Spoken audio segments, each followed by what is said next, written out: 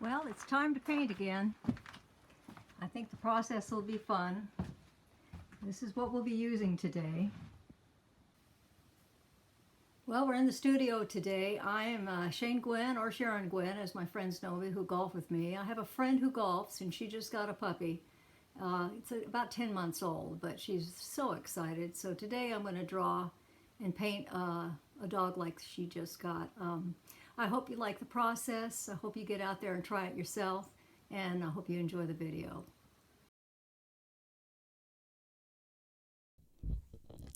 Well, here's where I've already got the drawing drawn. It's a little puppy. You can barely see it with the light I have there, but what I'm doing around the image is placing some just regular water. I'm using a really great watercolor brush. It holds a lot of water. I do recommend you getting a good brush, especially for watercolor. It demands something that'll hold a lot of water, and as you paint with it, it can go down to a small point. You can see the water on the edges. I've got a few gaps there that are dry, which I really like. I like the color to pool in that water that's wet, and then where the dry areas are, the color will ignore that. You're controlling where that color goes. My palette's always a mess. I mix all kinds of colors that are left over in the palette to make some wonderful grays. And then I'm just going to add a little bit of this blue into that gray to give it a nice background color, like a sky color. That might change later. So I'm dropping in this grayish blue around my image in different places. I don't want it everywhere. I just want a variety of color and shapes. And you can see that I'm painting around the dog. I'm doing some negative painting right up here coming up. You'll see where I use the tip of my brush to form the shapes that I want in the dog fur. So I'm placing in, just laying in paint into the wet color. And you need to do this kind of quick because it'll start to dry. And always remember, if you're going into wet paint, make sure your brush is not wetter than the paint you're going to place into the color that's laying there. If you do, you'll get blossoms. In other words, if your brush is really wet and the paint is already starting to dry, you'll have a mess. So really control the color, the amount of water on your brush as you're placing paint into paint. This is wet into wet, and that's when it's really important to do that. You can see that I'm shaping the outer edges of the fur. It's called negative painting. I'm making decisions on where that little brush is going to go, and you can notice that that big brush is doing some pretty small little areas. So that's what I mean by getting a good watercolor brush. Place some colors down anywhere you want, splash them in there, have fun, change the colors around. That's the beauty of watercolor. It'll absorb and move into the other colors and make colors and shapes that are really quite luscious, that you could never get any other way. Okay, I'm going to dry that background. I've dried it. Now I'm working on his ears. The external part of the face, I'm painting in again negatively. You can see that little brush I'm using, smaller version of the last one I had. And I'm shaping the face. I'm actually adding the ears and the neck hair, and putting some now inside the face, different colors. Sometimes I'll put too heavy of a color down and I'll just either add water like that or lift it with the brush. You don't have to worry about it. If it's too dark of a color, just lift it with the brush. Dry your brush off and pull it out. Or add water to it and spread it around. Now always remember, the lights come forward, lighter colors fall forward, darker colors go back.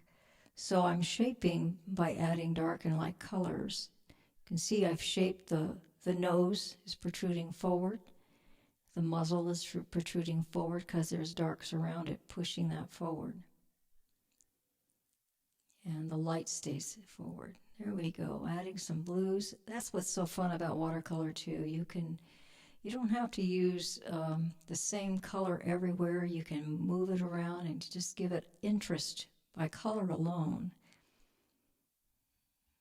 Again, I'm adding, sometimes I just add water and then I drop in color into the water. And if there's an edge that is going to dry hard, and I don't want that to do that. I will just wet my brush, dry it off, and make that edge a little softer or smoother. You'll see that as I paint this little guy.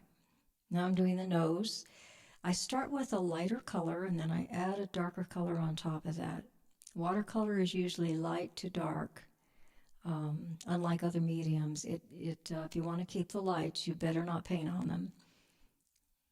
Later in this video, I will be adding light, but we'll talk about that later. Right now, I'm defining the eyes, where they're going to be. I had to use a picture to understand the structure of a dog, so I found one on Pinterest, and I'm using that to kind of give me a guide of where I'm going to put face shapes and kind of what this guy is going to look like as far as his fur, color-wise. I'm using a small rigger brush now. It's a very fine brush to allow me to do fur lines, very small detail work. I use that at the end of the painting, and sometimes when I'm doing structures like eyes and really detailed stuff. You'll notice as I'm doing the eye, I am actually going to paint fur as if it's dropping into the eye. You'll see that in a little bit here. But I'm just shaping the eye, putting in the darks, and then I'll be adding a pupil and a few other things. Still working on the nose. You push your painting forward. Just keep creating this little guy. You know, I could say he's almost done now, but I tend to push my paintings even more. I love value, so I'm adding more value.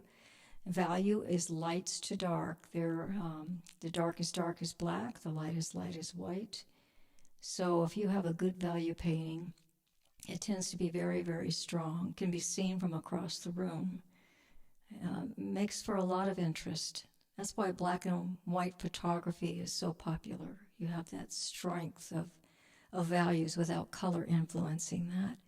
Painting in the pupils, they're going to be darker. And you can see the face coming more and more forward as I put darks around that edge, pushing things back and moving things forward by not adding too much color. Doing some fine detail with the rigger brush, going back in with the other brush and softening edges. If you don't soften the edges while the paint is somewhat damp or wet, you'll have to go in and scrub those edges. You don't want a lot of hard edges. Hard edges make it look like a cartoon, make it look like it's pasted on. Now I'm going to use a white product. I really like it. It's illustration product that brings your canvas back to white. Golden products also have something called a white watercolor paper cover, and it brings your watercolor paper back to white. And that's what I'm doing. I'm adding some whites to just illustrate the dog better, and I'm adding it for fur and effect a little bit of those sparkles in the eye. And I really like that product to go back in. There are purist watercolorists who would never paint white. They always paint their paintings and let the white shine through. They're very, very meticulous. I'm not one of them. If a painting needs something, I'm going to add it to it for a successful painting. Then I'm defining the muzzle a little bit more, pushing it forward. And I'm defining the outer fur. Now the value is pretty good. The eyes are dark, the nose is dark, around the face is dark. But I feel like there could be more value to the background. So as I finish up that detail, I'm going to soften that white so there's not a bunch of lines there. I'm just adding shapes to make it look like fur. And then I'm going to work on that background. I'm going to add some darks to that background to really make this guy come forward and pop. And you can see how I'm defining the fur again by negative painting, telling me where I want that fur, and by not painting it, I'm just letting the color around it paint it. And you can see how wet it is. I like the background to be wet till I'm done. I put a lot of water down for background so that I can add other colors and work with it. Gives me time to work.